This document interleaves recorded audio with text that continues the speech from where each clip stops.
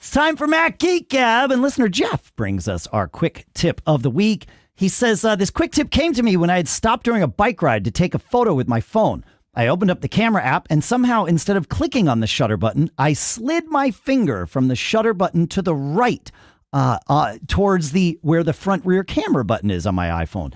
The app immediately started a video recording. If you release your finger from the rear front camera or from the right there, it will continue to record until you click the shutter button again to stop it. Alternately, if you still have your finger on that rear front camera button, you can slide it back, or you can just grab it and slide it back. He says, I like this much better as it is a one-step process to record a video rather than having to select video and then press the shutter button. And that's how you lock a video.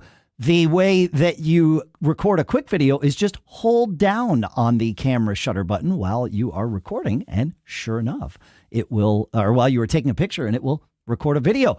More quick tips like this, plus your questions answered today on Mac Geek Gab 986 for Monday, June 12th, 2023.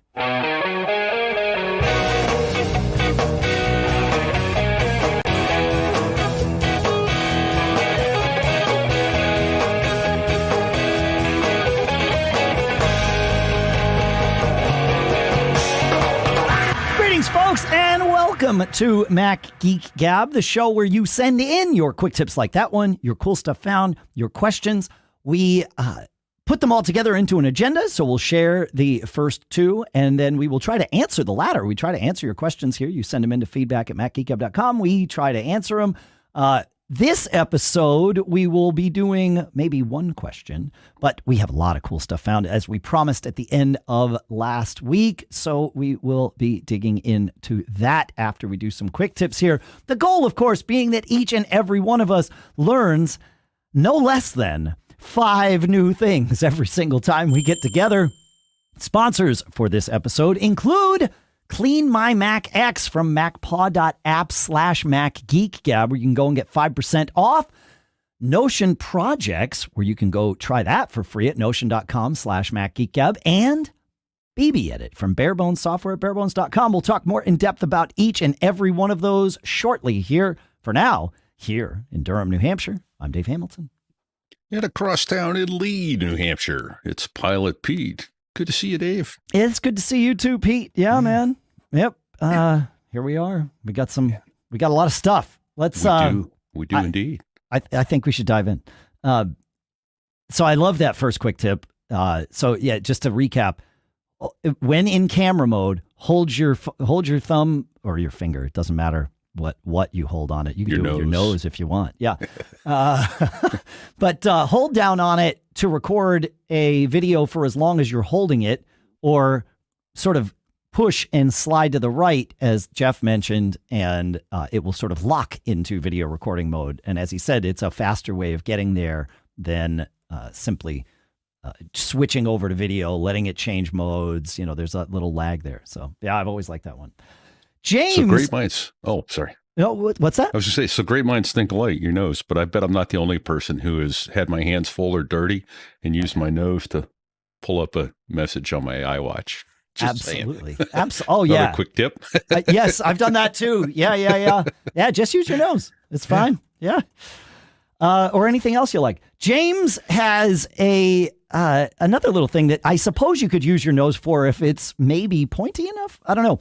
He says from the home screen, and he says, I tested this both on iOS 16 and the iOS 17 beta, but we believe this was introduced as early as iOS 13, but I'll share what the tip is. Start playing audio. Doesn't matter what, something from the podcast app. It could be while you're listening to this in whatever app or the music, but while audio is playing, he says, if you're like me and you wanted to change the volume up or down significantly, you would have to click the volume up or down buttons rapidly in succession to achieve your desired level of volume. But he says it can be better than that with this quick tip. Press either the volume up or down button just once so that the little volume gauge shows up on the side right next to where the volume buttons are. And then before the gauge disappears, grab it with your finger on the screen and drag up or down. And that way you can really fine tune your volume without having to press the buttons like a crazy person. I don't know that I ever knew this, despite I've seen that volume gauge. We all have. I've just stayed on the buttons and, pressed them like a crazy person. And, so yeah, I like it. There you go. This is what we love about doing this show. Now I just need to remember that in the moment, right? Like with these quick tips, the ones like this one that I want to remember when I get your emails about it, I practice them a few times, right? Like right in the moment, so that hopefully the next time I'm actually doing it, there will be some sort of sense memory, muscle memory that's like, hey, wait, don't forget, you can do the little drag thing. So you can do it right now if you're listening on your iPhone. Yeah. Yavel, what do we got? Got one from Bill? We do. Bill writes in, he says, I recently noticed that in Ventura, the image capture app now includes an OCR option checkbox when scanning to a PDF. As a longtime user of image capture, to standardize my UI to the different scanners I've had over the years, this is a great new feature. My prior workflow was to scan and then use PDF Pen Pro to OCR the scanned document. I still need PDF Pen Pro for all the PDFs and JPGs that I create, or JPEGs, however you want to say it, phone photos, or receive. I'm running Ventura 13.4 and image capture 8.0. Hold on. Here's the most important part of the letter, Dave. Thank you for your continued excellent and informative weekly podcast. That is the most important. You're welcome. Thank you for your comments. This is very much a team effort here. So yeah, we love being able to do this, and it's a pleasure and a privilege. Yeah. More quick tips. JamCycler has one from our Discord channel here, where he says, it's long bugged me that when I long press to view a full text message via Notification Center, I can't then long press the message for a tapback response, like a thumbs up or a heart or whatever. However, he says, just like we talked about the mention of double tapping a message for tapback, you can do that same double tap in the Notification Center view. So when you see a message come in Notification Center, if you double tap it, you get the options right there in Notification Center for a thumbs up, thumbs down, exclamation point, all of that good stuff. So it's amazing. I had no idea. I love these things. Yeah. I haven't tried that yet. You've tried that? I have. Yeah, I practiced what I preached on that one. There you go. So, yes. I also like to make sure they work, too, But that's important, right? Before sharing them, I guess. Yeah, I mean, I've gotten it wrong, and I will continue to get it wrong sometimes, because there's some things we can't really test, and so it's like, we trust you folks. Yeah. Yeah. So I've got another one from Bill. Bill writes in, for those of us, we're using the MacBook family of keyboards, but want the functionality of the home and end keys. For example, I'm in the process of moving my workflows from a 27-inch iMac to a MacBook Pro 14. There are keystroke combinations to provide the functionality of the home keys and end key. You've probably covered this before, but I had to hunt for how to achieve the home and end functionality in Excel, particularly for moving to the start and end of a sheet. Mecca keys for the home and end keys found on the Apple Extended Keyboard are home with function plus left arrow, and end is function plus right arrow. In Excel, for the Apple Extended Keyboard and MacBook Keyboard, home or function plus the left arrow to move to the first column of the current row, control plus home or control plus function left arrow to move to the top left cell of the sheet, and control plus end or function control plus the right arrow to move to the last cell used on the sheet. I continue to learn way more than 5 new things in each episode. Thanks. And he also wishes John well in his future endeavors. Absolutely. So, yeah. I will put these so that you folks don't have to go back and listen to Pete describe them. That was hard. Yeah. No, I didn't. Too much. I didn't think about it until I sat here and listened to you doing it, and then it was like, oh yeah, no, we cannot ask people to listen to this. So don't feel the need to listen to that segment again. I have copied and pasted this, and we will have this in the show notes for Mac Geek Gab 986, right in line where Bill's question is. So yeah. Essentially, it's function and arrow keys, but Yeah, it's But function and arrow keys. Yes, that's a great that's a great way to encapsulate it. But yeah, it'll be there. Yeah. All right. Now that I've fixed that in the show notes, let me see where we are with the next thing here, and that's going to come from Josh. Oh yeah, I didn't know if I should call this a quick tip or what, but it was a great little story. Josh says, I created a calendar event some months back on my calendar for an appointment to get my license renewed. Today, I received the notification about my planned appointment and went to look for the confirmation email for any instructions. This is where my issue began. They sent me a confirmation email from a random no reply type email. And to make matters worse, I wasn't 100% certain if I gave them my Apple or Google email address. Since I use both in Apple Mail, I searched with Apple Mail for terms I thought would be in the email body with no luck. The only way I could think to make things easier was to find out when I created the Apple Calendar event, because it was likely the same day that I would have received the confirmation email. I like this line of thinking. I've done this too. My guess is many of us have. Like, okay, I know that email was somewhere in this date range. Maybe I can find it. He says, there is nothing I could find in the calendar app through the GUI that shows me when I created it. I searched a few things on Google, and here's how you can find when you created a certain calendar event. And I love the ingenuity here. So you take the event and drag it to your desktop, then open the file in a text editor. This will be an ICS file, and you can look for the word created in all caps, because that's the format of ICS. And ICS are the little invite things that you get when you're getting a calendar invite from somebody or whatever. So it's just, you've just dragged one of these to your desktop. You open it up in a text file, text editor, like BBEdit or, even text editor or whatever.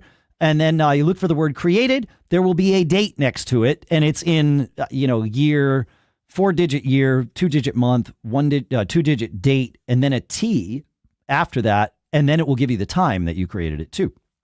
And so, he was able to see, okay, I created this on March 18th of this year.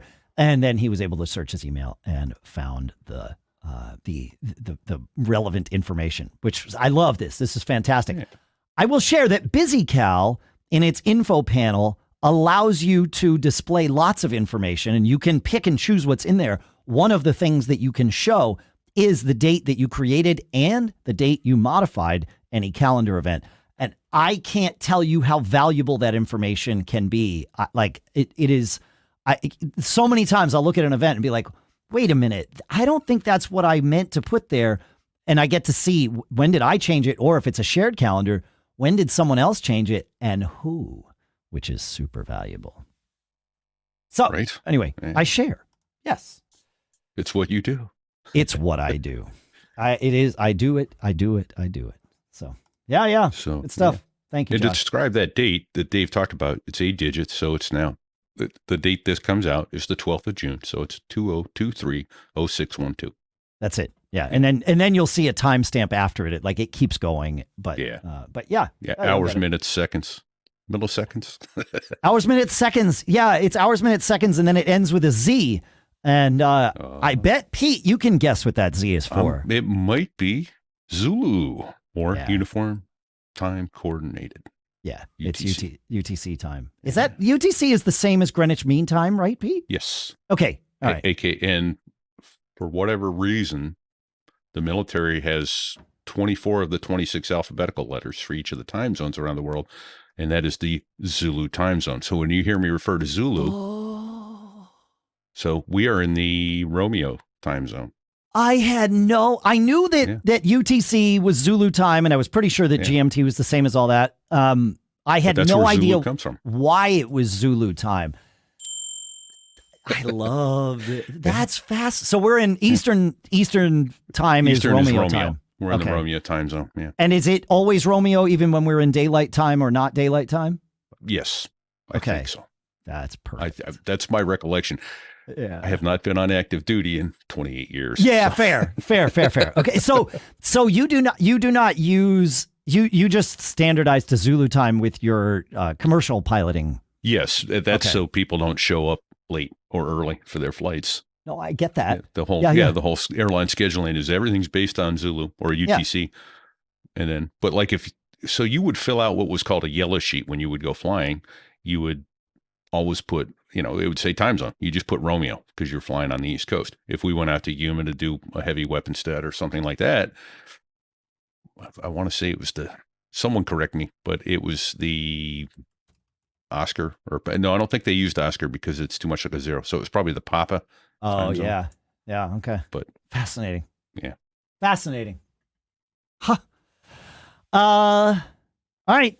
Thank you for that. I love learning these things. I love learning trivia. Lots of things. Yeah. More useless trivia to fill your brain. It's not like it's something we see all the time. And never give it a second thought. Correct. Yeah. So thank you for that. It's nice to have context to it. So it's nice to know that there's not only Zulu time. So right. Yeah. All right. It makes perfect sense that in an ICS, like when I think it was Red Dutta at Apple who created the ICS format. No, he created CalDAV. Sorry. Okay. I may have. He might have created ICS. I don't know. He definitely created CalDAV. But whoever created the ICS format using the one-letter codes to indicate time zone is far more efficient when you're building a text file than having a 3-letter code. EDT, EST. Right. Yeah. Right. Yeah. Atlantic Standard Time. Wait a minute. We will do this one way and one way only, and you get one character in which to do it. Enjoy. Yeah. Right. No, it's good. All right. You want to take us to Mr. JamCycler. There you go. I can do it. Another one from JamCycler. Yeah. So he makes a lot of animated GIFs for Mac Mondays, including screen recordings on his iPhone. And since this requires some practice, a number of the recordings are duds and need to be deleted. If I know the recording needs another take upon stopping it, I can simply swipe down on the notification that reports, quote, screen recording video saved to photos, unquote, and tap delete. So essentially, when you're done doing a screen recording, it gives you hey, I've saved it to your photos. Just swipe down on that and hit delete. Now you don't have to stop what you're doing. Open Photos, go in and select it, delete it. Are you sure you want to delete it? Yes. Are you really sure? Yes, I'm really sure. Yeah. Right. Oh, that's great. These are, if they're documented somewhere, we haven't found them, but that's, I love these little things. I love these little things. I love that, we all find them for each other and share them with each other. It's important to remember, like, the way to find these things is to think along the lines of, if I were in charge of this, what would I want? Or if I was a user of this, which it turns out you are, if you're doing one of these things, what would I want? And I could control how it was built. What would I want to give myself? And think about because that's the mindset that the programmers that are creating these things, the engineers that are creating these things, that's the mindset that they're in. They're using it, but they also happen to be in a position to create these. So thinking, oh, wait, I might want to delete one. How would I do that? What follows general Apple human interface guidelines? Okay, yeah, let's add that in. And oftentimes they are just added in there because it makes sense to add them in. So yeah, I love it. It's good stuff. Hey, we've mentioned that we're going to be at MacStock, which is true. We will. That's later this summer in July. I'm 99% sure I'm going to make it. I'm going to bid for it off. Okay. Yeah, there you go. Great. MacStock is Saturday and Sunday of the weekend. That would be the July, I think 22nd and 23rd, if I'm not mistaken, whatever that turns out to be. On that Thursday, Barry Falk is returning with his Midwest Mac Barbecue, and he wanted us to share this here. The Midwest Mac Barbecue is the sort of the at the core of MacStock's existence. Barry created this barbecue because he wanted to get himself together with a bunch of his favorite podcasters and podcast listeners. So he created this barbecue and said, would you guys come out for, a barbecue at my house on, some Saturday afternoon in July, many, many moons ago. And a lot of us said yes, including me and Pete. John was there too. And that's when Mike Potter, who created Mac Stock, said, wait a minute, if all of these people are going to be in the same area, why don't we have a conference during the day and then we'll go to Barry's for the barbecue at night? And that's exactly what happened. And so things were born, and Barry is bringing it back. So if you want to learn more about Barry's Midwest Mac Barbecue and you are going to be in the area, there's a link in the show notes that you can check out. And hopefully it's, I hope to see you there. I'll be there. So yeah, Pete might be there. We're not sure. Gonna try. All right, cool. One last quick tip but then we've got some cool stuff found to do and, all kinds of stuff. Yeah. Yeah. So, and there was some discussion about this further in the Discord channel just this morning. But on the show today, he writes, you talked about setting a rule for removing mail. But Apple says on the show last week. I'm but sorry. That's okay. Yes, last week. That's okay. He wrote it that day. Yeah. I meant what I knew. Apple says important because messages in the junk folder are automatically deleted after 30 days. Periodically check the junk folder for messages that were mistakenly marked as junk. It seems to be true. My iPad only has recent junk messages. And so yeah, we were talking last week about how to create an auto delete rule, if you will, for junk messages on your Mac, and it turns out you don't have to necessarily. iCloud will delete them after 30 days, and it seems like there is no adjusting of this. You can, on your Mac, you can set your Mac to delete junk mail in iCloud and any other mailboxes that you have. You get to decide it per account. You can do it, I forget what the options are. I don't have them in front of me, but it's 30 days, 15 days, a week or something like that, a week, 2 weeks, a day. So you can have it deleted earlier, but I don't think you can have junk just stick around past the 30-day mark. I think iCloud will. And then I guess the wipe it out. Discussion in there, and I lost track of it. I looked for it in Discord, but someone, I think it was PorthosJon, said he had more mail in there, but the junk mail it's the junk mail that goes. It's the junk mail. Yes. So I was wondering if you reply to junk mail, does it automatically unjunk it or archive it somehow so it doesn't go away? I don't know. That was my... If you want to mark something as not junk, I believe with iCloud Mail, you need to tell it not junk in either Apple Mail or in the iCloud Mail interface. However, otherwise it's going. Right. However, with most email servers, and I would not surprise me if this is the case with iCloud as well, with most email servers, moving a message from the junk folder to your inbox also is a way of signaling and training that this is not junk.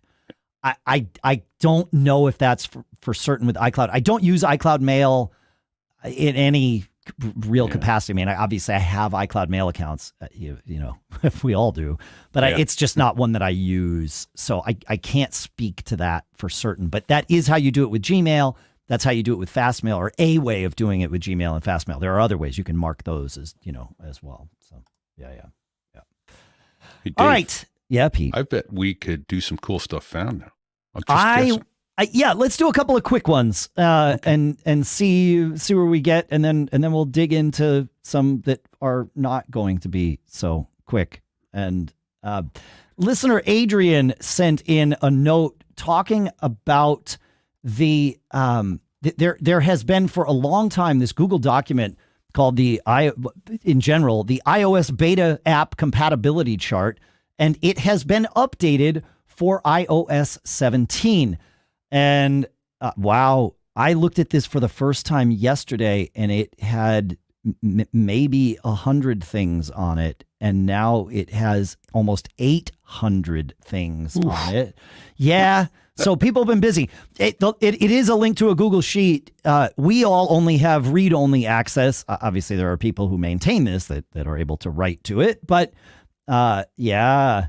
And if you want to add an app to the list, they have a form that you can fill out, and that might just add it to the list. I don't know.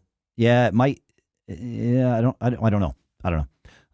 But it will tell you if you are considering updating to the iOS 17 beta, what you're going to break. What's going to break for you. Yeah, exactly. Yeah. So handy everything little on your phone. It's not going to work now. So yeah. No, it seems like a lot of stuff is working with beta 1. Okay. Yeah. So, but again, maybe today, if I have time, I am going to put iOS 17 on my 10R, which I believe it will run it so that I have it running on a something here and playing with it. And so we'll report back on that one. But I know there are many of you who have already put it on your daily drivers and bless your hearts. Thank you for that. I'm not going to do that quite yet. I usually will. I'll wait until sometime. I have some travel at the end of August. I got to go to Podcast Movement in Denver. I will probably switch over my daily driver to the beta after I return from that, which would, if all goes according to historical indications, that would give me about a week to 10 days on my daily driver with the final, something close to the final beta before it's released, which I find usually works out pretty well. So, but I am hesitant to travel with my iPhone on a beta version of software. So as a developer, you can get the beta now. The public beta is coming out later, right? Or is that already out? I think next week. I think I think they said next week. Yeah. Okay. Yeah. And so is the public, I know by definition the beta is not stable, but is the public beta not stable enough you don't want to put it on your daily driver yet? The public beta has traditionally been a week behind the dev beta, but it's basically the same thing as the dev beta. So if the dev beta is unstable, the public beta is unstable. It's gotcha. Yep. So they just delay it by about a week. So, and then PM Conaway in our Discord chat is reminding me about roaringapps.com, which is another resource for compatibility for Mac OS and iPhone apps and Windows apps, they say, for all kinds of stuff. And they have a compatibility table as well.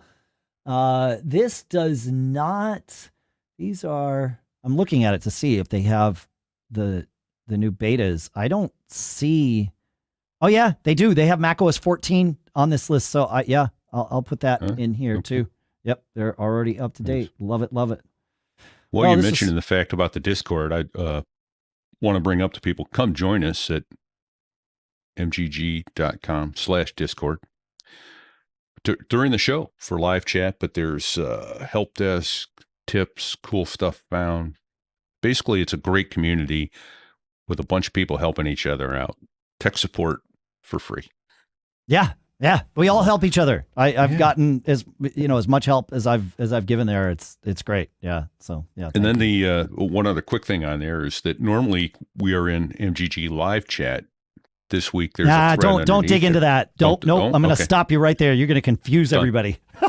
I'm confused because it's we are doing an experiment in the Discord. If you're there, you'll understand it. If you're not, if you're not, don't worry about it. Don't worry about it. Exactly. Pay no attention to the man behind the curtain. Yeah. But we are continually evolving the Discord group to best serve the way that we all want it to work. And Discord's adding features too. And we're always sort of reviewing those features and seeing what ones would make sense for us to adopt and what ones are just like, we'll leave that sort of on the side. But there's it's good stuff. But it's a great community. Come join us. And one place that I like to use Discord, Pete, is outside on my patio. But here in New Hampshire, we have lots and lots and lots of bugs. It's been weird. It's been weird weather, man. But we get a lot of bugs around here. And I mentioned this last year, and I will mention it this year at the beginning of the season because it's been life-changing. The products from a company called Thermacell for ridding the air around me of mosquitoes have been life-changing. They have portable units, and some of these portable units, are in the, I'll say the $25 to $50 range, and they will do like a table or, your fire pit kind of thing or whatever. They do have a system that is meant to be more permanently installed, but you can install it yourself. Like I installed mine. It's not scary. You don't need an electrician or anything. You just plug it in but you leave it outside all winter and then you use it again in the summer, which we did last year. And it's been great. And that's called the Thermacell Live LIV system. But check out if you need mosquito protection. I have some of their portable units that I bring with me to outdoor gigs and I set them up. I just put it next to my drum set and let it go, and it's life-changing. So, what's the tech you use, Steve? It's different kinds of tech depending on the different. The portable units are different from the one here, that you use at home. But I think chrysanthemum oil is part of it. There's a variety of different things. They talk all about it. They're not. They're very transparent about what the things are. So make sure to check that out and maybe make your summer a little less itchy. All right, Pete and everybody, look, we've got a sponsor here that I'm super happy to have. It is CleanMyMac X. You know about this. We talk about this on the show regularly. CleanMyMac X is an all-in-one utility that can help you keep your Mac clean, safe, and fast in just a few clicks. It's been around, believe it or not, for almost 15 years. It feels like it's a new app. Like I know that we've been doing Mac Geek Gab 18 years, but it doesn't feel like CleanMyMac X started, almost the same time we did. It seems like something that's new and modern, and it's because they keep it up to date. It's available on the Mac App Store, and its non-App Store version is notarized by Apple. There are 30 tools inside CleanMyMac X, and they can prevent all kinds of things. It can prevent your Mac from catching malware. It can prevent it from overheating. It can help you speed up the performance of your Mac. It can find hidden junk folders. I love that. The Space Lens feature, one of my favorites. So go check it out. Get CleanMyMac X today with 5% off at macpaw.app/MacGeekGab. That discount only works for 2 weeks. So go now to macpaw.app/MacGeekGab for 5% off. And our thanks to CleanMyMac X for sponsoring this episode. So obviously, we're really excited that we now have robust tab groups in Safari, and we're even more excited about getting profiles in Safari later this year. But if we need to have all those tabs open, one tab for, tracking tasks, another one for writing our documents, another one for setting our goals, having them all in different places, and then you got a fourth tab for your AI thing to help you generate or clean up some of your text. Having to jump all around can be kind of crazy, and it can make getting work done feel impossible some days, right? Project management tools are supposed to help us move faster and stay organized. And that's where Notion comes in. And today, I'm excited to share that they have just launched Notion Projects, which includes new powerful ways to manage projects and leverage the power of their built-in AI features too. Notion Projects combines project management with your docs, your knowledge base, and AI, so you can stop jumping between tools and stop paying too much for them too. In just one workspace, you can do everything you need to get your projects over the finish line. And Notion is super customizable. They've even got some automation features and filtering, so you can work exactly the way you want. Do your most efficient work with Notion Projects. You can try it for free today at notion.com/MacGeekGab. That's all lowercase letters, notion.com/MacGeekGab. When you use our link, of course, you're supporting our show. Go right now, notion.com/MacGeekGab, and our thanks to Notion Projects for sponsoring this episode. And now I get to talk about BBEdit. BBEdit is one of my favorite apps. It is always running on my Mac because I have it launch automatically at the beginning of every day. I'm always using it for different things. BBEdit 14 brings a whole horde of new features, all kinds of things like built-in support for additional languages. They've got R, Go, Rust, Toml, Arduino, Pixar's universal scene description, and Lisp. They've got a wide range of source code editing enhancements via built-in support for the language server protocol, including language-specific text completions. And that's the stuff for like the nerdy things that we need to do. But when we're doing non-nerdy things, just like counting the number of characters in a document or comparing two documents, this is where BBEdit also shines. You really want to check this out. They've got a generous eval model, 30 days of full function to try out the app, and a fresh eval period for all customers with older versions pre-14 who are running in free mode. Discount upgrade pricing for existing BBEdit customers is available too. Go check it out, barebones.com, and our thanks to Barebones and BBEdit for sponsoring this episode. All right, I did promise that we had a question to answer, and answer it we shall. After we did our recap episode or our reaction episode to the Apple keynote and all of the new software and everything, one of the things we talked about in that was the new features coming to Safari, specifically profiles. And in our chat, PCUnix asked, what's the difference between the existing Safari tab groups and Safari profiles? And it's a great question. Apple didn't explain it. We didn't explain it on the show. And the reason is we thought, we incorrectly made the presumption that everyone knew what profiles were for in a web browser. But if you've only ever used Safari, you don't know what profiles are for in a web browser because you've never experienced this anywhere else. So the most other major browsers already have this feature. This is definitely a catch-up with Safari, and a very welcome one. So the major difference is, the way I think about it, is your cookies and your preferences. Let me give an example. Let's say I'm logged into Amazon in one of my tabs, in one of my tab groups, right? I'm logged in as me. And if I open up another tab or another tab group that happens to have Amazon in it, I'm still logged in as me. But what if I need to log in as my affiliate work email account into Amazon, right? Like, I can't just open another tab and do that unless I open a private tab, right? And then I can log in and do that in that session. But then when I close that private tab, it's gone.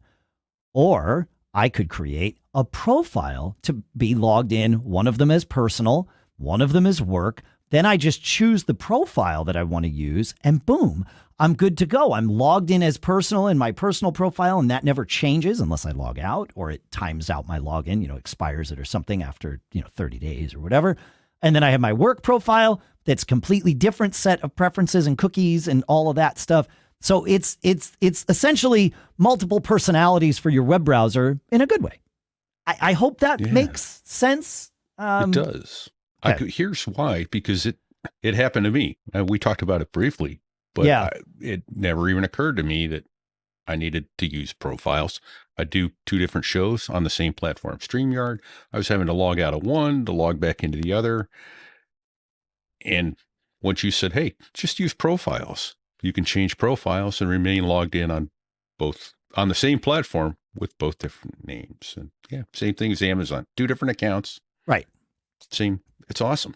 Two different accounts. Yeah. Where I use it most often right now is with Google accounts. There's, I have my main Google account, but then I have others, and Google only lets you be logged into so many, and it starts getting really confusing if you have one, profile, one browser like Safari just logged into as many as it can be. You want to switch around. It's weird. You wind up having to re-authenticate, and it can be a huge mess. So I have different profiles in Chrome for different Google accounts, and then I'm good to go. And I haven't messed with this in macOS Sonoma yet, so I don't know the implementation. But in Chrome, I can have different windows open simultaneously in different profiles, which is huge. It really is cool. Yeah. My hint for that is it lets you pick colors. So red is for my repeat, which was my call sign, and one. P is purple, so Pete at ARM is my. So that's how I can look at the window and know exactly which profile I'm dealing with. That's really smart. Yeah, I like that. Yeah, I need to do that too, because I haven't gotten smart enough. Like I know that each of my profiles has a different color because it sort of auto assigns a new one when you create a profile, but I don't know what they are. I need to be more intentional about that. I got intentional about that because I'm like, oh, I'm in the wrong one. I got to, figure out which one is which. So Pain has an interesting way of inspiring us, doesn't it? It learns you not to do that again. It does. It does. All right. Into some cool stuff found. The first one is, I saw David Chartier over on Mastodon posted. He said, do you need a watch later service that supports virtually every video platform and works on all your Apple devices, including your Apple TV? Yes, he says. The answer is yes, you do need this. And that means you need an app called Play. He says you should all download it and send him a couple of bucks. So yeah, Play is a watch later app that, as David said, works on all your devices, so you get to you get to track everything that you're going to watch. And I use something called TV Time to do this currently, but the idea of having it on the Apple TV so that my wife and I can both see the list of what's there and what's next, and I'm not just having to like read her the menu anytime we sit down to watch something. I like this idea a lot. So I'm gonna have to check. I have not checked it out yet, but as soon as I saw it, I made 2 notes, one for me to check it out and one to share with all of you. So it's a TV app as well as an Mac OS app. Correct. Yeah. It's Mac, iPhone, iPad, and Apple TV. So you can track the stuff and the data syncs. So, you can manage it on your iPhone, set it all up on your Mac if you want, and then, just go kind of use the TV as the selection interface, if you will. Right. Yeah. So I like it. And it looks like it's $2.99. So, that seems like I'm going to spend that to test it. There you go. Worth it. Yeah. I think so. If it does anything close, first of all, I trust David Chartier. He's been writing for all kinds of people and publishing in the Mac universe. He even wrote for us at Mac Observer for a while. So I trust his recommendations. But if it does anything close to what they say and he says, which I'm pretty sure it will, then it's probably worth 10 times that price. But that's how things are these days. Right. So, and if not, you're out $2.99. That's it. Speaking of something for $2.99, Lee has a story and a cool stuff found to share. He says, my wife was getting hammered with an endless series of spam calls from the 213 area code. Our home in Baton Rouge isn't exactly a hub for LA-based calls, which made these calls as suspicious as a duck in a business suit. Verizon's blocking service was no match for this onslaught. With heroic intentions, I armed her phone with my favorite spam killer app, RoboKiller, feeling like a digital knight. However, the dragons of spam calls laughed at my pathetic sword. Every number she blocked, another rose from the ashes, all sporting the 213 badge. Despairingly, I wondered, how does one block an entire area code? It seemed like none of my trusty spam-busting apps could crack this one. Enter Number Shield, a $2.99 shining knight from the App Store. It blocks calls by pattern. I had it block the pattern 213-number, number being a wild card. And voila, we effectively blocked just under 1 million phone numbers from 213 and all zeros to 213 and all nines. They're all gone. Spam callers from area code 213. Not gonna get caught by you, no, sir. So nice. That's a pretty, yeah. I as I'm reading this, I'm wondering, because I've done this. This is why I'm wondering this. But I'm wondering if Lee wrote this or if Lee asked ChatGPT to write this. Oh, maybe, yeah. I have one correction to make. Yes, he blocked 1 million. Got to count all zeros as well. Oh, you do, right? It is inclusive. Yes, it is not just shy of 1 million. Although there are, to be fair, there are some patterns of numbers that are not allowed to be phone numbers. Yeah, so 1 million possibilities have been blocked. 1 million possibilities have been blocked. That, yeah. But it's good to be pedantically accurate. We like that here on this show. Like 555, I think is one of them, because they always show that in movies and on TV. So exactly. There is no 555 exchange. There's no 555. Yeah. And there didn't used to be 111s or any starting with 1, because you would dial a 1, to for international or for international long distance, and right. But now most exchanges, and I'm sure 213 is there, require you to dial the area code for even what we call local calls. And kids, if you don't understand what that means, ask your parents. But Yep.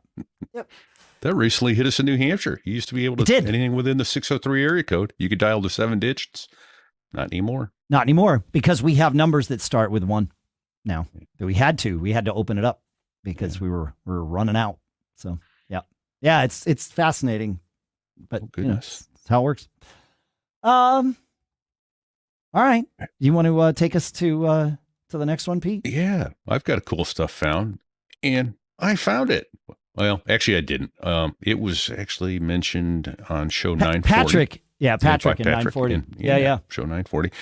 But I've been using it, and I love it.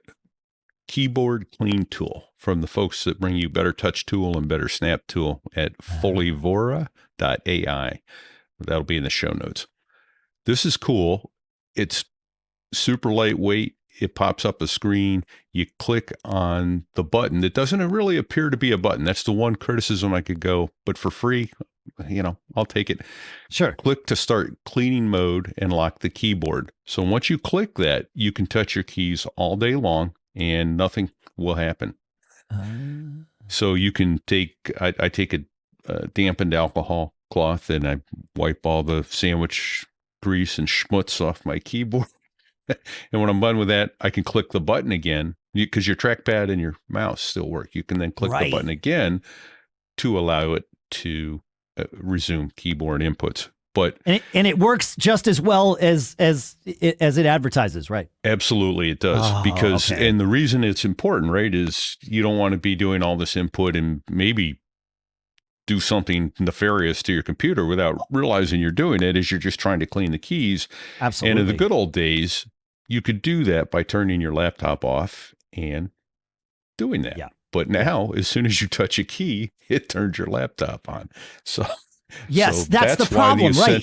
Yeah, that's the problem solved by this little free application. In the good old days, Pete, we would just unplug our keyboard and do it. But there's that. With laptops, you can't do that. With Bluetooth keyboards, that's tricky because you can't unplug it. You'd have to turn it off, take the battery out. Right? Like there are ways, but this is the easiest way. Okay, I remember reading it.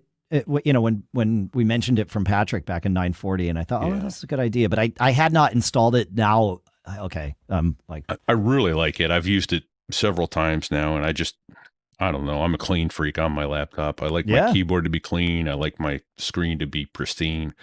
I use special screen cleaners with alcohol and a dry pad, and that way I can ask for my former laptop when I go to sell it. Yes. Yeah, exactly. Yeah. So. Yeah. Hey, Rawl605 in our Discord chat says, if you use Notion on the web, Chrome, Edge, or Firefox, there is a plugin you should check out called Notion Boost. It is a super cool extension that adds all kinds of handy features to using Notion on the web. And this is one thing where Chrome definitely has a leg up on Safari even still. Like Safari has some extensions. Like it has the ability to have extensions. There are many extensions which are not, at least not yet, engineered to work with Safari, but are engineered to work with the other browsers. And things like this can be hugely helpful. So yeah, if you're a Notion user, go check that out. And thanks for that, Rawl. I call you Rawl. I'm sure your name isn't Rawl. It might be, but I'm guessing it's not. Anyway, could be. Moving on.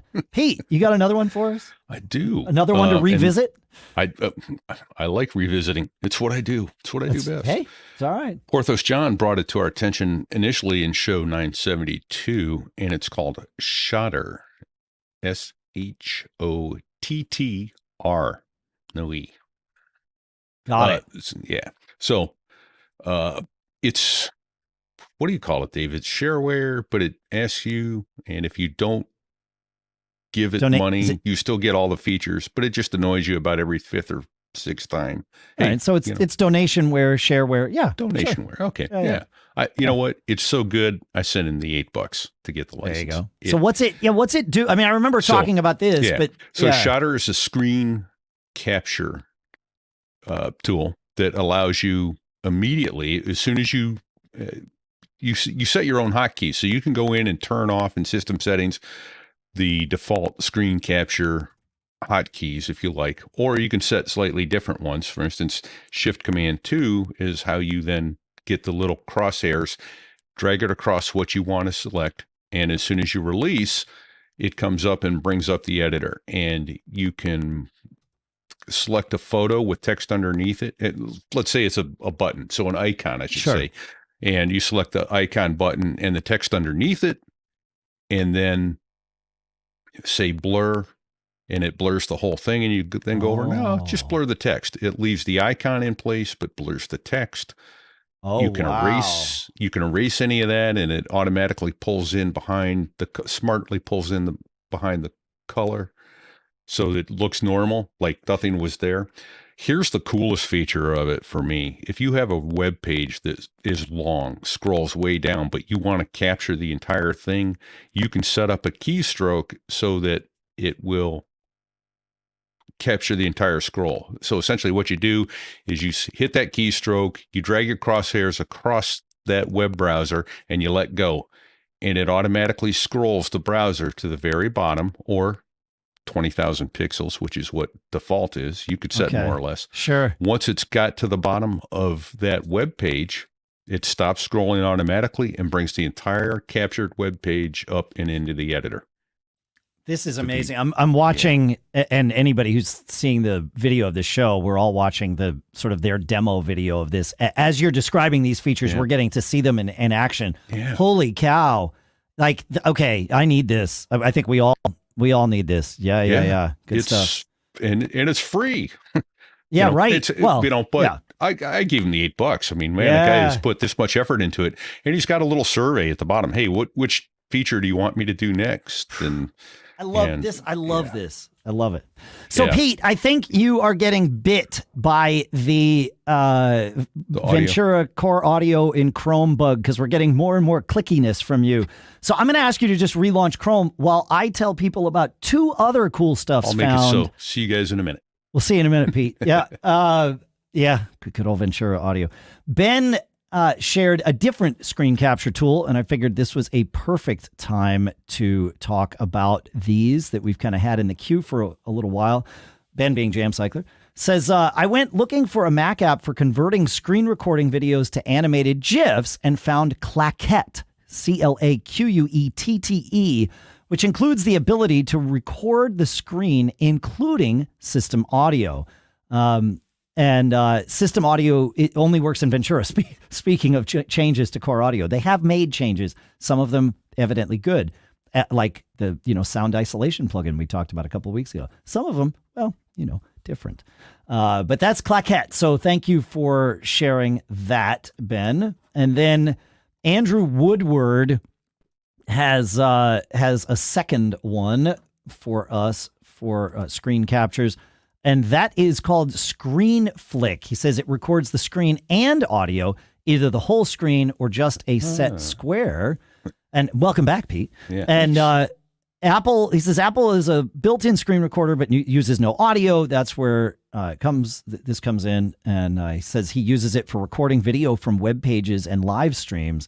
My use case was TV news stories about my business that I would record and then put up online, or recording Zoom for Teams recording purposes when it wasn't being recorded in the app. So yeah, all right, that's there are ways of creating the system audio as a device to feed into Apple's screen capture, but it's not generally the most intuitive thing. So this definitely solves that problem. So yeah, thank you for that. Good stuff. Good stuff.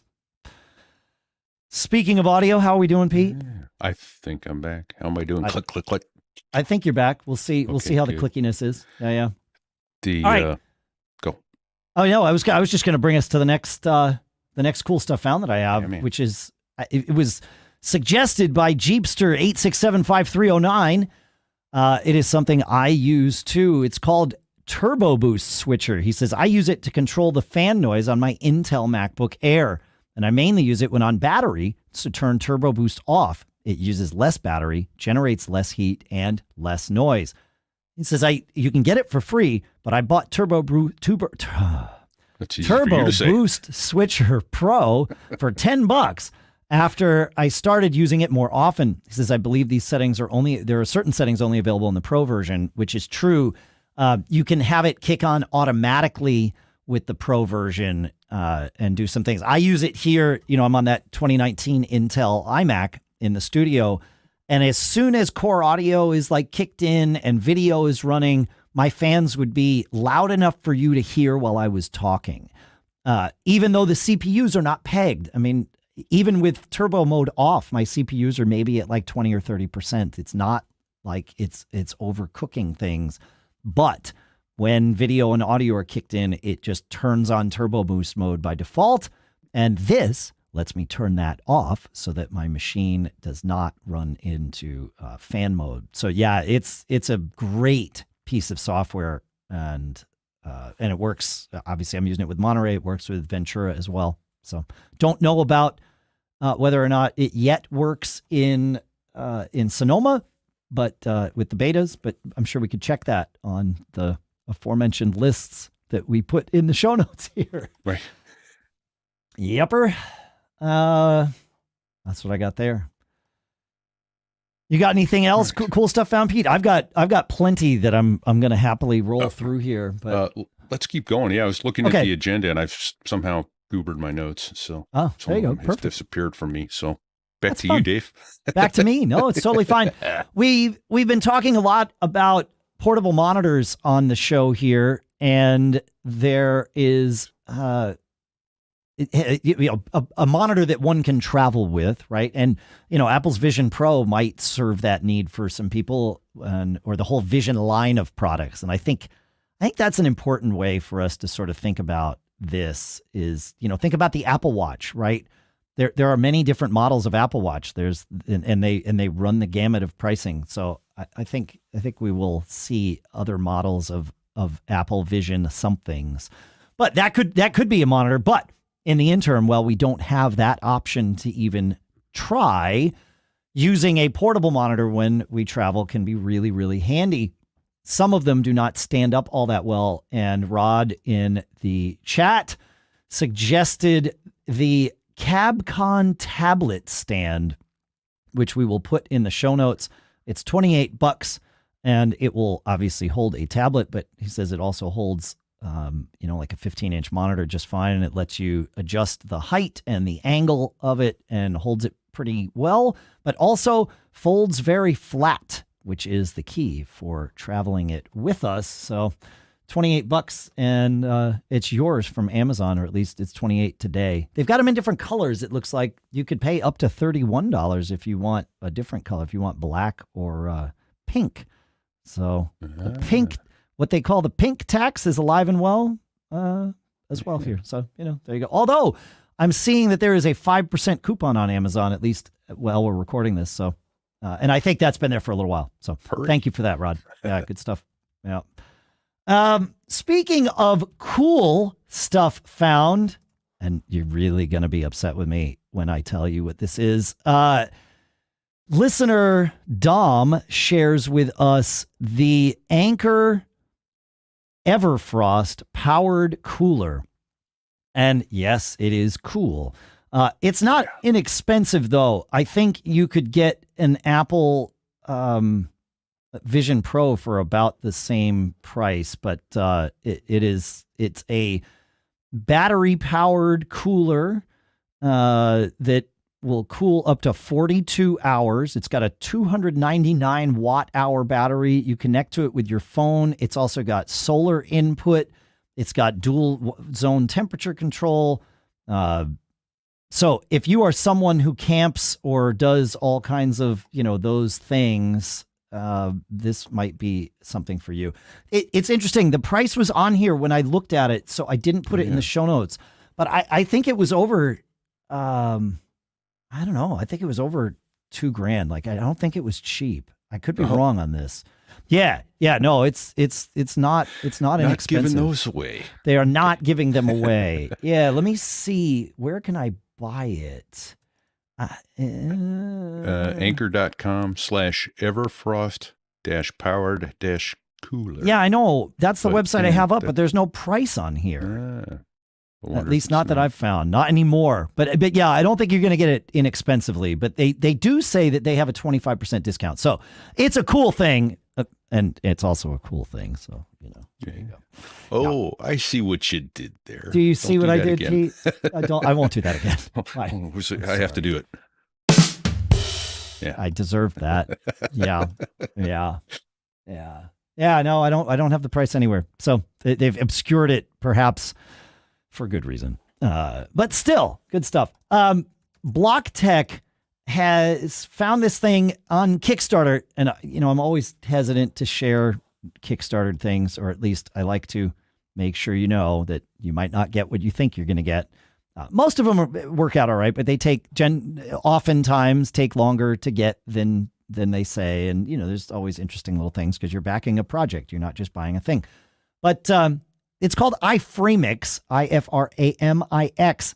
And the idea of it is to take your old iPads and turn them into digital photo frames, home cameras, clocks, and more. And they've got a frame that you put around the iPad and you can hang it from the wall. It helps reduce e-waste because your iPad isn't just sitting there or being thrown away. And then it's got a little app and you can do different things with it. So it's an interesting idea. I like it. I think it's not inexpensive. I think it's about $300, $299 is the current lowest price you can get them for.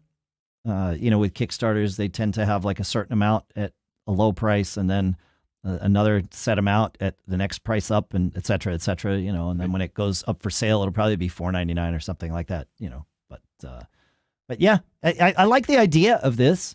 The iPad that's sitting in your drawer, or, you're not sure what to do with, you're not sure who to give it to. Having, as we've mentioned on the show, I think it was just last week, we were talking about the value of a digital photo frame that you can have in your house. And maybe you've already got one. So yeah, that's neat. Those are cool things. That's cool. In that it's a little expensive, but for what it like, you've got to provide the iPad and then $300. So yeah. In that same vein, I'm going to tease something because I can't find the link because I have a new laptop. And by the way, all your messages don't port over from your old one. But my nephew took an old iPod, the click wheel iPod, and essentially turned it into a new one, put all new memory in it. Now it's like, I don't know. I think 256 gig SSD in it and a battery that lasts years without a recharge. So I'm going to tease that, and I'll bring that to another show soon. Okay. Because he gave me the link on how they're doing that. So if you got an old iPod laying around, it's something cool to do with it. That's cool. Huh. Yeah. All right. Yeah, I want to learn about that. That's fascinating. Huh. I like it. Your messages could port over to your Mac. You're talking about like iMessages, yeah? Yes. So the new laptop, anything before last week isn't there. So if you go into messages, settings, iMessage, and enable messages in cloud, that should sync them down. I mean, I'm on this Mac that I wiped clean. Yeah. And I was would unchecked. Did you check it? I just checked it. All right. Well, hopefully, downloading messages from cloud. Yeah. I had MDS stores, the Spotlight engines go nuts while it was pulling those down. So you may have created a problem for yourself while we're recording here. Need to reboot again? Maybe.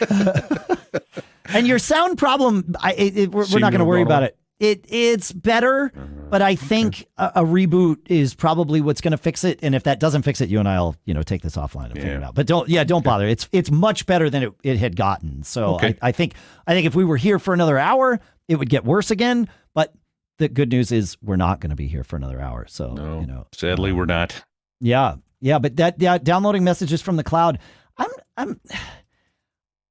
I don't know why that's not on by default.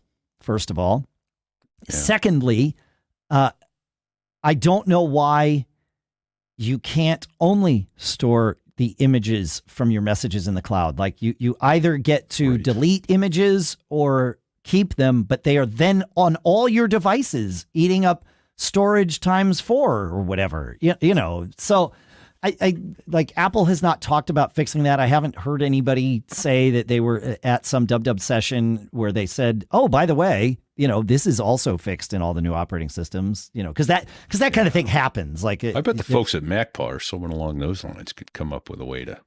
Yeah. The iMazing, I know iMazing can sort of offload those for you. I think. Yeah, I don't know. Yeah. Because it used to be the only, you know, it was the old like Snooty and those type of that you could go in there and delete the cruft.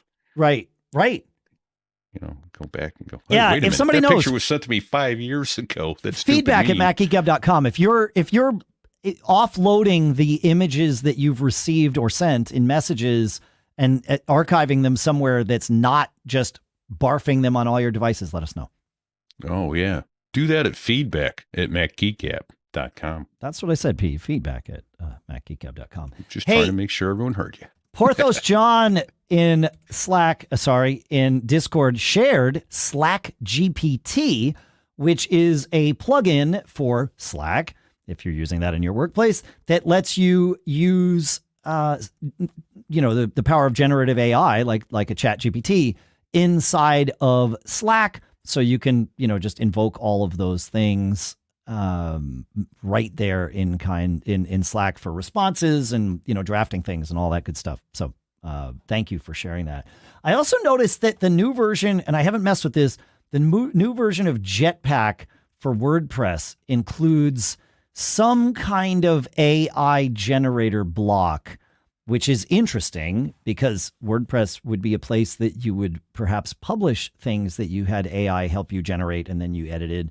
So I need to dig into that too, but that's interesting. So it's the Jetpack AI Assistant is now in Jetpack. Jetpack's a plugin that's put out by the folks at Automatic, which is the company that makes WordPress, and it adds a lot of features to WordPress. It is a free to use plugin, and it's kind of a freemium model. There are certain features that require you to, you know, pay for a subscription or something. But I use it. We used it at Mac Observer forever, and I don't think we ever had need to pay for a Jetpack Pro subscription there. So just bear that in mind. Yeah. And just a quick positive reinforcement, positive feedback. It is, in fact, after checking that, downloading all my previous iMessages. Hey, all right, good. Yeah. Nice. In fact, it's done. Wow. All right, there you go. I like it. Yeah. Where are we here? We speaking of the AI ChatGPT stuff, ChatGPT now includes the ability to share a link to one of your sessions. So, you know, you open up a new session, you ask it to do a thing for you, and it comes up with some response. You can share the entirety of that session, but nothing else. So I will put a link in the show notes to last week's Mac Geek Gab, how I created the sort of the draft for the blog post that became the show notes. Right. I've edited from there, and you can compare the two and see, like, you know, but yeah, it's pretty interesting. I like it. It's good. So the link you share only shows the raw, nothing what you've edited. There's no way to get. Yeah, what I've edited is inside WordPress. Like I copied and pasted it from there into WordPress. I edited some things because it doesn't get things right. All I do is give it the agenda that we followed and say write a blog post. Comes up and says, you know. Yeah. It might say for this one that, you know, RAL605 asked about ChatGPT shared links. It's like, no, he actually told us about it, but it doesn't, like there's nothing in the agenda that indicates whether which he way asked that or went. Told. So it's got to figure it out contextually. But what I will say, the first time I did this, or I pasted it in, it somehow knew that CSF meant cool stuff found, and it knew that QT meant quick tips. Now, I realize that's not a huge leap, but it was 100% right the first time. So I have to presume that it went and looked at its archive of scraped MGG episodes from the last 18 years and you know, somehow was able to link that abbreviation to the words. Yeah. Correct. Yeah. All right. I have one last one. I think we kind of talked about this in the last episode, but I wanted to make sure we really got there. It is also on Kickstarter, but I have confidence that it will succeed simply because it comes from the folks at Rolling Square, who make all kinds of great little accessories. It is called AirCard. This is the sort of credit card sized Apple Find My tracker that you can put in your wallet. It's 2.2 millimeters thin. It's got 2.5 years of battery life. It's got a 105 decibel alarm in it. They call it a digital business card. You can get one, or you can pledge 27 pounds. So, about $30 US, I guess. It's going to be right in there. To get one of these things. And they've got there are some of those left at that price. And then, of course, at higher prices too. But yeah, if you are looking for something to fit in your, wallet or your bag or wherever you need a thing, this might be the thing for you. So I wanted to make sure we mentioned that before we moved on, because Pete, as with all good things, this episode must now come to an end. However, I do want to say something, because while this episode is being released on June 12th, which is a Monday, this is the final episode that will be released before June 13th. I get that that's sort of self-evident by, linear time and the calendar and all of that stuff. June 13th, go back. June 13th, 2023, marks the 18th anniversary of this show. So we will be entering our 19th year. Our show will now be old enough to vote. Yes. Old enough to vote. Yeah. So, but not drink. Not here in the United States. Yeah. That's right. Thankfully, we are a global concern here, so we're covered. Everything's fine. That's right. Yeah. So happy anniversary to us. Very much. Yeah. This is awesome. Yeah. This is awesome. It's crazy. It's so much fun to be part of such a great thing that you guys have built over the years. I couldn't agree more. Yep. It's awesome. So thanks to all of you for Bingo. 18 years. That's really the key, because I enjoy the heck out of doing this, but I wouldn't keep doing it if there wasn't our community and all of us doing this together. So yeah, we're really. Just doing the Gab. The people that are the community are providing the inputs, the tech support, the questions, the solutions that, We try to present some of our own solutions, but it's not just us. It's like, we all are in this together. Yeah, every now and then we give the shoulder shrug and they're like, hey, you idiots, just do that. Oh, yeah. I love those are my favorite moments. I was having a conversation with somebody the other day, and we were in a bit of a, I wouldn't say heated, but animated, thing where it was like, no, I think you're wrong about that. And I stopped him and I said, okay, wait. Like, I am not emotionally attached to my current thought on this. It was some tech issue or something. I was like, I'm emotionally attached to getting the right answer. I'm like, so let's dig in, because if I'm wrong and you're right, I want to know what you know. Like, it's like that needs to be my new normal here. And it was and that's just true with all of this. We just want to learn. We all want to, and that's the beauty of our community here. We all just want to learn. So yeah, it's good. But what if the right answer is the way we've always done it? Sometimes that happens, Pete. Okay. I might be giving a reference to another show. It's worth asking the question. There you go. Yes, but you're right. Yeah, on Business Brain, Shannon and I last week talked about how one of the things that at work, we talked about 5 things that are bad to say at work. I think it was 5. And one of them was, but that's the way we've always done it. It was 6, Pete reminds me. Yeah. But that's the way we've always done it. That's not a good excuse. That may be true, but that's the way we've always done it. But it doesn't mean it's the best way to continue doing it. But sometimes it is. Like, change for change's sake, not always. Yeah.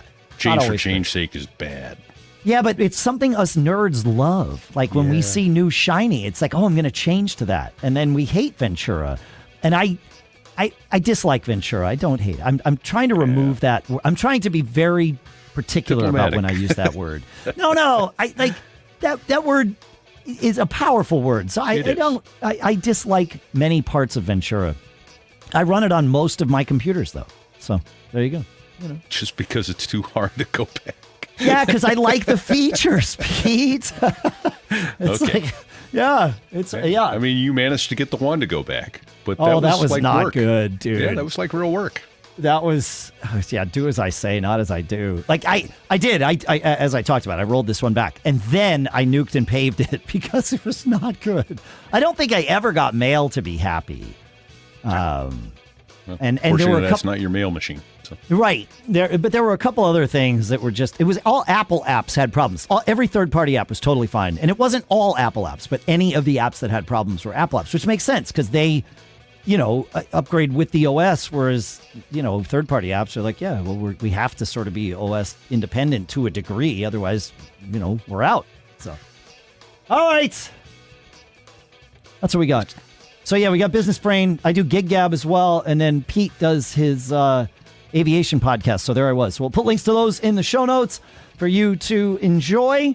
Get yourself some Mac Geek Gab merch like Pete's wearing there at macgeekgab.com/merch. And follow us on Mastodon. I'll put the links in the show notes. We're having some great conversations over there. One of the things I love about Mastodon is there's no algorithm deciding what order to show me things. I just get them in timeline order. And I had forgotten how much I liked that. Like, it's really great. Well, Pete, we made it through another one here. Folks. In spite of our best efforts. That's right. Hey, do me a favor, folks. Have a good week. Don't do anything we wouldn't do. And most of all, don't get caught. Thanks for 18 years. He's to 18 more. Woo. Later. All right. Cool. We're out. Fun. That's a good one.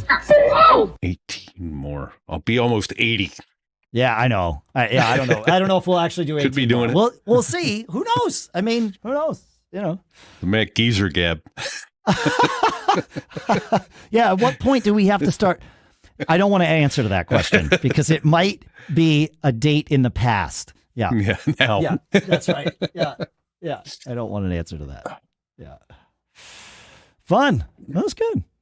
That was so good. Yeah. Yeah. A lot of I've noticed high content. It seems to me, in fact, I'm curious what you folks who are listening think about this.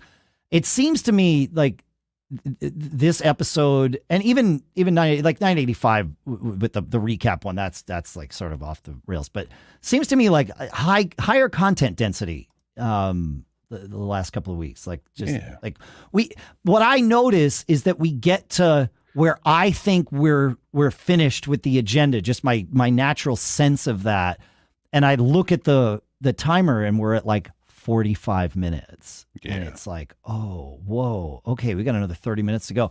But my question, and I wanted to wait until we got through this episode to pose this question, is when we get to that point at the 45-minute mark, do we have 30 minutes to go? Or do we only have 5? Like, does it make sense to sort of shorten the length of the episode? Because we're hitting a lot of stuff. Yeah. So, it's a lot to digest. I've pre-digested most of what we're going to talk about in the show, so it doesn't feel overwhelming to me. So I don't get to have that beginner's mind sense in that sense. I mean, I certainly try to have beginner's mind with a lot of things, but I'm unable to with that. So I'm just curious for those of you in the little impromptu poll. Should we stick with the hour 15, the 75-minute thing, or should we look more at a 50, 55-minute kind of thing? My recollection was back in the early days, shows 50 to 300. It was sometimes 50 minutes to an hour. It was. The goal was 45. The target was 45 minutes. Yeah, and then it slipped. It migrated up. I mean, which obviously when there were 3 of us chatting, it was. Yep. It took more time to get through some of that. Yep. So. Exactly. Yeah. but I don't think people would be upset. This is just my humble opinion. I don't think people will be upset if we hit it 50 minutes, hit it and get out. And get out. That's it. Yeah. If we can be efficient about it and like get it done, We'll migrate back to, even if we do get to 45, 50, we'll migrate back to 75, 90. This is fascinating. Yeah, right. We can always do this. Yeah. I think you could have 50 minutes and then have extended times for special. Yes, of course. Right. It would be the target, not a rule. Right. Yeah, exactly. Yeah. And Mark M, that's really funny. I remember that now. Funny. Yeah. Yep. I remember that. Yep. Fascinating. Yeah. Nobody knew what we looked like. We did one video episode early on at the very first Portable Media Expo, which was the first podcast conference, if you will. And I think it was called Portable Media Expo. It was in Ontario, California. And I brought like a little camera with us. It sounded awful. We did it sitting on a couch in a hotel room. And the way we released it was I had us. I knew that no one knew, what each of us looked like. And so we did the intro to the show, however that was. And while the music was playing, that's when I had it fade in. Like maybe I just showed the logo or something. I'm sure it's out there somewhere. I just got to find it. You had the logo and then saw us kind of sitting there on the couch, like, bopping our heads to the music or whatever. And then we spoke. And that's where a lot of people learned which of us was which because they knew our voices. And the overwhelming feedback we got was that people thought I was John and John. Yeah, exactly. People were like, "Oh no, your voices sound like the other guy, the opposite, the other guy." Yeah, exactly. Yeah. So, yeah, that's funny. Yeah, the YouTube thing. I'm glad we did it. It's something that we talked a lot about for a while. John was very much against it for a very long time, and finally, which is why we didn't do it any earlier. But then once COVID lockdowns happened, it was like, okay, wait a minute. People don't have anywhere to go or as many places to go anymore. They might be sitting in their house. They might, there's a subset of the audience that's going to be happier having something to look at while we do the show. And even if it's just watching my blurry ceiling fan. Yeah, exactly. even if it's just, I call this is the voyeuristic experience of watching people record an audio podcast. Yeah. And for the most part, that's what this is. Certainly we put stuff on the screen, but mostly it's what do we have on the screen for ourselves to see? And because this is a voyeuristic experience of people recording an audio podcast, you now get to see it too, but it's very much that. So, yeah. You thought the exact same thing, Mark. Yeah. Okay. Yeah. But the first experience I had with someone recognizing us by our voices was at that same first Portable Media Expo. We were walking down a hallway there and chit-chatting, like we would.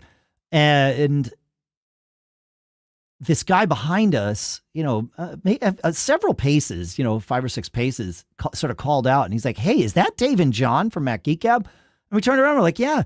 And that's the first time I met Slough, who is a podcaster and music producer. And he also is someone without sight. And it was just fascinating. It was like, oh, look at that. I was recognized by someone that will never know what I look like. Right. And yeah, really interesting. Slough's a great guy. He lives in New York. It's fascinating. Watching Slough navigate Manhattan will make you feel inadequate because here's this guy with no ability to see, and he gets around on the subway. It's like he owns the city. It's freaking amazing. I am shocked at the incredible adaptation. Yeah. That folks who are blind or very limited sight manage to make the world fit to them. It is absolutely, Yeah. And, and Allison does a nice job. Yes. With her show, making sure all the, what's it called? The adaptive? The assistive. Accessibility. Yeah. Accessibility. We'll get there eventually. And yeah, there's so much. Obviously, Apple does a great job making the accessible parts of their tech useful to folks, but opens up a whole new world that would have otherwise been limited. Yes. So, yes, hey, absolutely. Yeah, one other thing. As long as we're live, I'll bring it up here. Sure. Still, I was noticing as I was looking through the Discord, because I'm still trying to get my head around how some of Discord works. Some of it makes perfect sense, and other times it does things I go, oh, why is it doing that? Yep. But I noticed it has the feature stages. That yes. Maybe at some future point we consider a live question segment.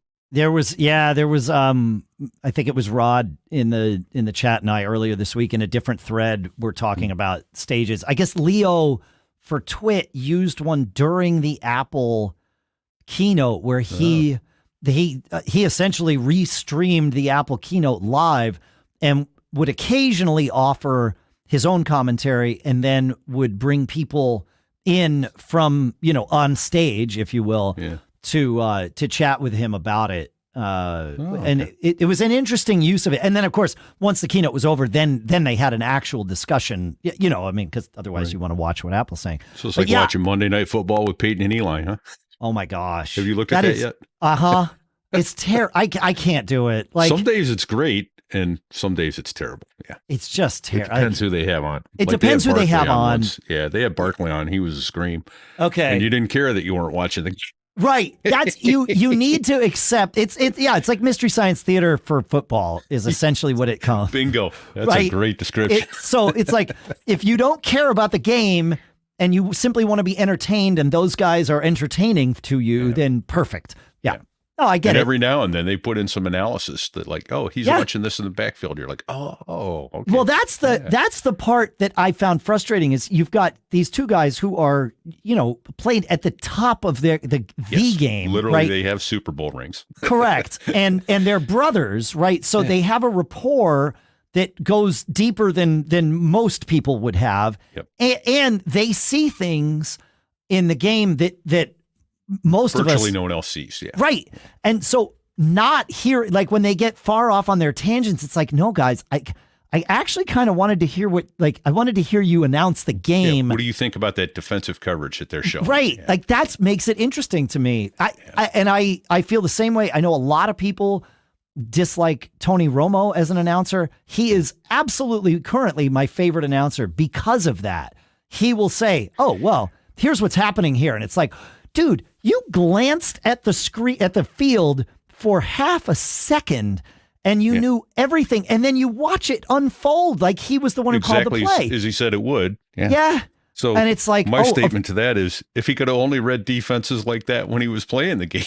Yes, you're right. Right. Yeah, exactly. Yeah. But I love, and look, Mark M in the chat is saying you can get that insight from Tony Romo without the other junk. And it's exactly the case. I didn't realize you said that. Great minds.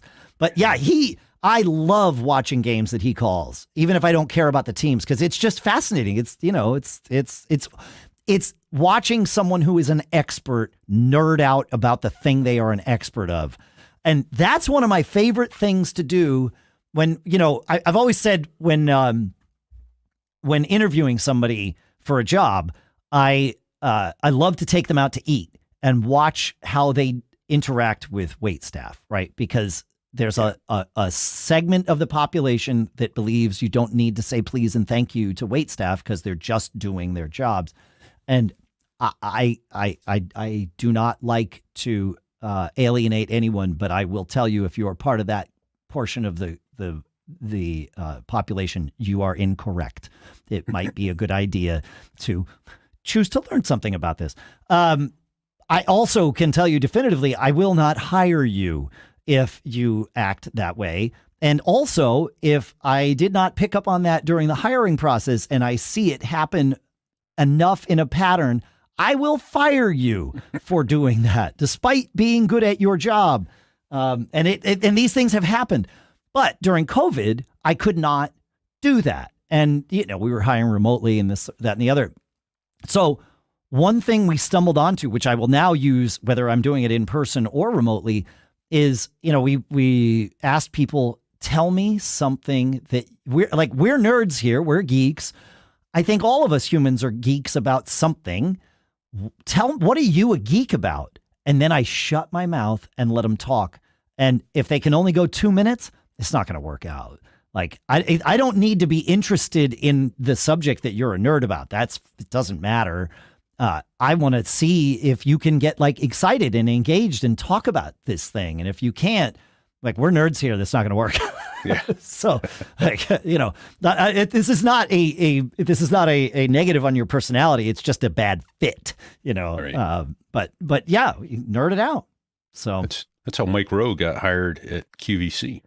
That was his start in media. He had is that right? They said, here's a number 2 ped cell. Sell it to me.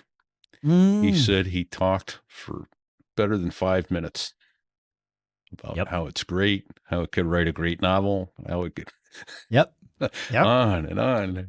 On and on. The guy's so like, okay, that's enough. You're great. You're hired. You're good. Yeah, you're good. Yes, please stop. Yeah, that's right. Yeah. But yeah, and I will tell you, those interviews that we did where we had people do that, and we didn't do that in the first interviews because it would simply take too long.